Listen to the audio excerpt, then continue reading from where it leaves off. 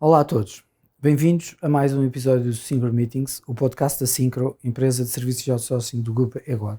Neste podcast abordamos temas que se ligam com a sua atividade, que são temas da sociedade atual, com impacto nas pessoas, nos processos e nas organizações. Hoje vamos falar sobre o impacto radical da inovação na transformação atual dos negócios, com Ricardo Henriques, que leciona sobre este tema na Universidade Católica. Olá Ricardo, obrigado por ter aceito o nosso convite, por estar aqui connosco. Olá Paulo, obrigado. Ricardo, pela tua experiência, sendo alguém que combina a experiência de muitos projetos de transformação em empresas, com a experiência de lecionar sobre o impacto das tecnologias de inovação na universidade que tens hoje, eu penso que a primeira questão é inevitável. Quais é que tu achas que são as principais evoluções tecnológicas que vês acontecer nos próximos tempos, que têm potencial real impacto nas organizações, na sua mudança e porquê? Bom, nós estamos agora, digamos, a viver uma era em que esta evolução tecnológica acaba por estar a beneficiar de vários fatores que se complementam, ou seja, nós estamos a assistir a um crescimento enorme naquilo que é a capacidade computacional. Por outro lado, temos cada vez mais conectividade a uma velocidade cada vez maior. E por outro lado acabamos por ter também estes elementos que vêm da própria globalização e do advento da cloud, que nos permitem reunir aqui um conjunto de condições novas que, do ponto de vista de inovação, para aquilo que as organizações começam a sentir, têm impactos bastante maiores do que tinham no passado. E porquê? Porque, na verdade, estamos a falar da capacidade, e estamos na quarta revolução industrial da inteligência, em que os humanos começam cada vez mais a partilhar tarefas com estes sistemas inteligentes que, de certa forma, acabam por espelhar também já aquilo que é a própria inteligência humana. E é muito interessante assistir a este share que existe entre tarefas que são desempenhadas por humanos e por máquinas, em que cada vez mais nas organizações vemos esta exposição de partilha e de trabalho homem-máquina como nunca assistimos até hoje. Verdade.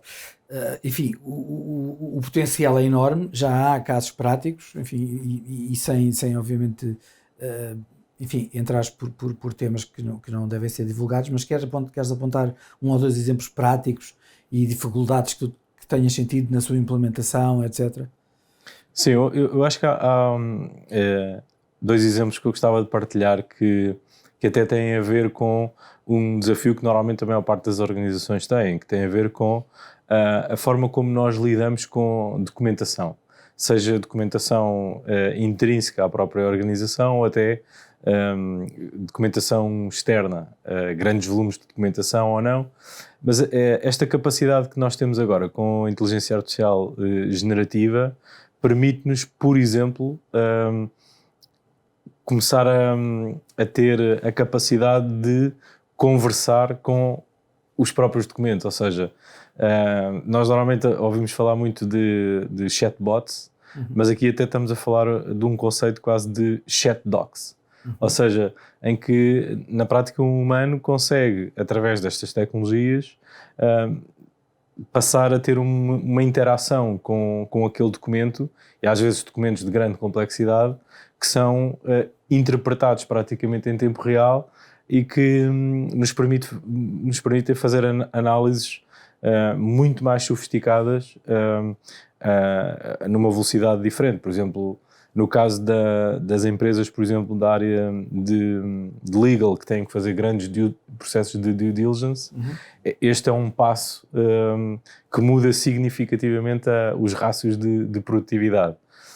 Por outro lado, ainda dentro da análise e de interpretação de documentos, há realmente agora uma capacidade cada vez maior de fazer toda a interpretação e o reconhecimento em tempo real de documentos, sejam eles manuscritos ou já gerados informaticamente, que até hoje era bastante difícil fazê-lo. E mais uma vez, isso também abre aqui uma janela de oportunidade para, inclusivamente, ter acesso e começar a implementar serviços com uma capacidade analítica avançada praticamente em tempo real. E isso é realmente muito impactante naquilo que é a cadeia de valor da organização como um todo. Ou seja, já não estamos a falar só de uma inovação que toca uma determinada função, mas sim que pode tocar várias funções dentro da própria organização. E ligado com isso, vamos imaginar um processo genérico. Como é que hoje se pega na reformulação de um processo genérico desta maneira, com estas ferramentas, por oposição à forma, digamos, mais antiga em que nós, consultores, trabalhávamos? Quais são as grandes diferenças hoje e as potencialidades que a tecnologia nos traz? Sim, ou seja, nós hoje, a tecnologia realmente permite-nos fazer uma observação muito real e transparente daquilo que está a acontecer na realidade. Abandonámos o método de entrevista, que era ainda assim relativamente falível e não conseguia chegar àquilo que é a capacidade analítica que temos hoje, nomeadamente quando utilizamos, por exemplo, tecnologia de process mining, em que nós conseguimos não só observar um processo tal como ele está a ser executado na realidade, naquilo que é o seu caminho mais comum, mas depois uma interpretação relativamente ágil e rápida também de tudo o que são as variantes desse mesmo processo. E isso, de facto, muda muito o paradigma da forma como nós olhamos para a nossa própria forma de trabalhar, porque vamos começar a descobrir algumas coisas novas que pensávamos que funcionavam de uma determinada maneira e que, na realidade, não é bem assim. Queres dar um exemplo assim muito... Exemplos específico, sim, geral, digamos. Mas...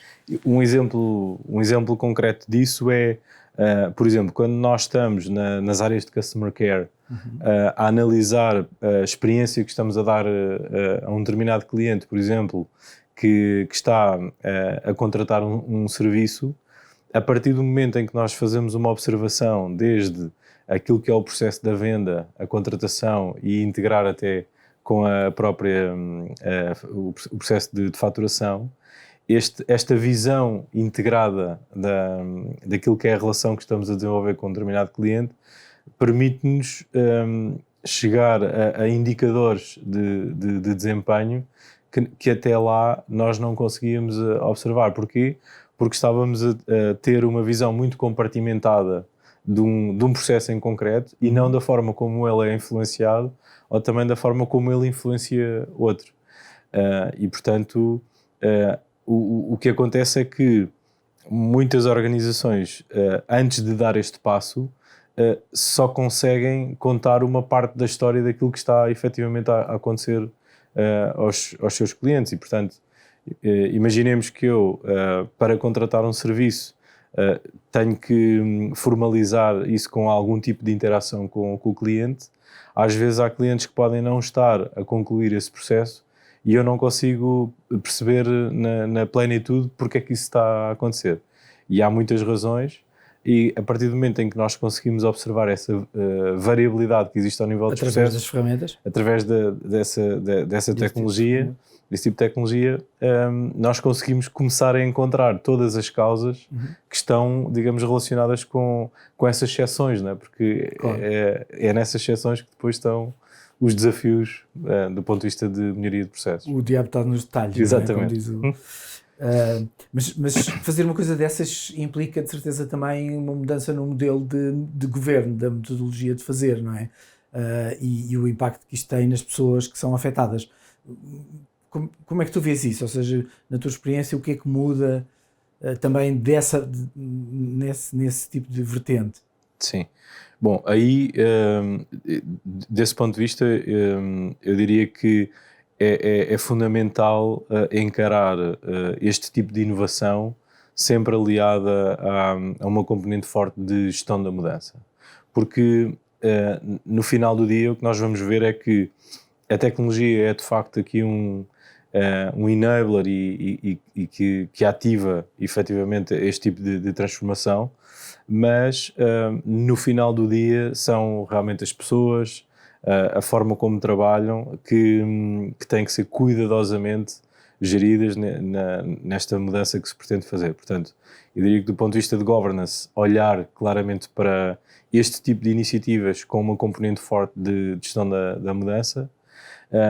Por outro lado, também acaba por ser fundamental definir muito bem qual é que é o propósito a dar a este tipo de iniciativa, porque nós podemos estar a falar ou numa perspectiva de ser mais relevante para um determinado stakeholder, ou podemos estar a falar de aumentar o nosso grau digamos, de compliance, ou ter, digamos, um desafio mais orientado à redução de custos, e esse tipo de propósito acaba por ser bastante importante até para as equipas depois que fazem parte deste tipo de iniciativa. E por fim, eu creio que é muito importante também dar aqui um foco naquilo que é a captura de valor que se recolhe deste tipo de inovação. E porquê? Porque podemos cair, a dada altura, um bocadinho naquela transformação digital ou na inovação digital a metro, e não tanto com propósito e com valor efetivamente capturado.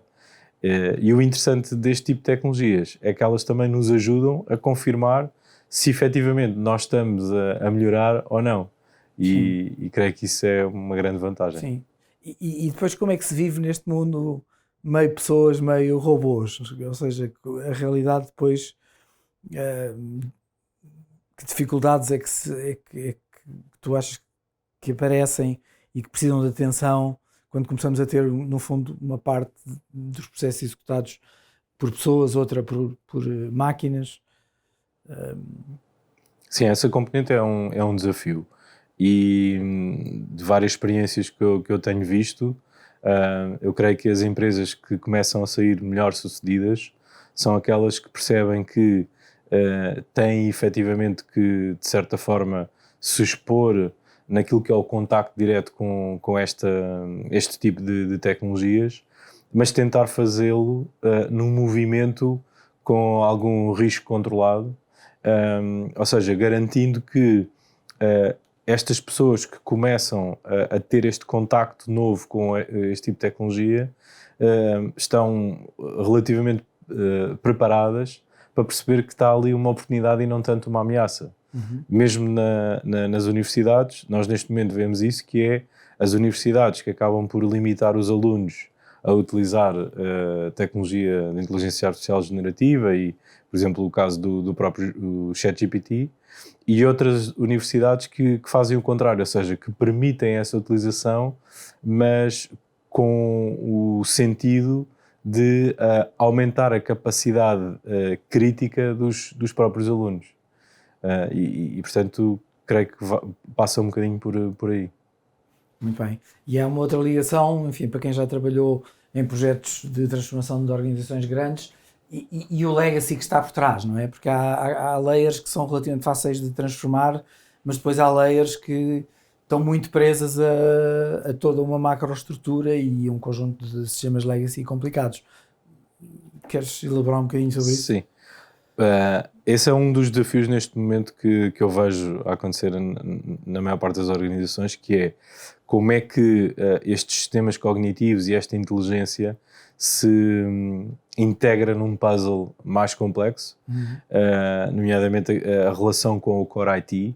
E aí eu diria que há vários movimentos que estão a acontecer. O primeiro é que os próprios fabricantes desses sistemas core que começam a ser mais legacy, eles próprios já começam a ter também essa preocupação de começar a embeber essas capacidades nas próprias aplicações.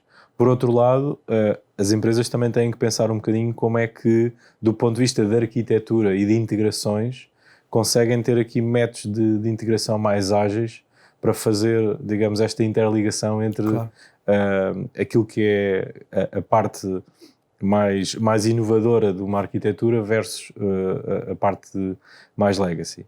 E depois há um aspecto que também gostava de partilhar, que é muito interessante e que tem mais a ver até com algumas dificuldades que nós assistimos no passado e que hoje em dia, por exemplo, já não se colocam. E acho que é um caso até interessante que tinha a ver com o seguinte, que é, houve um momento, por exemplo, no mercado em que, a dada altura, começámos a ter déficit de profissionais que tinham conhecimento, por exemplo, de COBOL. Hoje em dia, com esta tecnologia generativa de inteligência artificial, nós passamos a ter a capacidade de ter, digamos, estas automações a poderem programar elas próprias também em linguagens mais antigas, ou então até a ensinarem a algumas pessoas que não têm esse tipo de competência a fazê-lo de uma forma um pouco mais rápida. Isso também pode ser aqui um mitigador de risco para as organizações irem procurando gerir aqui um bocadinho a dívida tecnológica. Mas é um desafio, sem dúvida. Muito bom, muito bom. Uma última pergunta relacionada ainda com esse tema seria a seguinte: se tivesses que eleger uma, duas, três áreas, no fundo aquelas mais de retorno mais imediato, aquelas em que faz sentido uma organização como a nossa ou como um cliente nosso na área de recursos humanos que fosse investir, que ideias terias? Sim, nessa perspectiva da prestação de serviços, eu diria que o salto para digamos, o modelo de operações inteligentes pode-se fazer através aqui talvez de várias alavancas, que é, por um lado, o conhecimento que organizações como a vossa já têm das operações. E eu acho que aí, juntando um bocadinho o útil ao agradável, se nós tirarmos partido desse conhecimento operacional que existe e colocarmos esta tecnologia nova ao serviço, eu diria que é um fator diferenciador grande.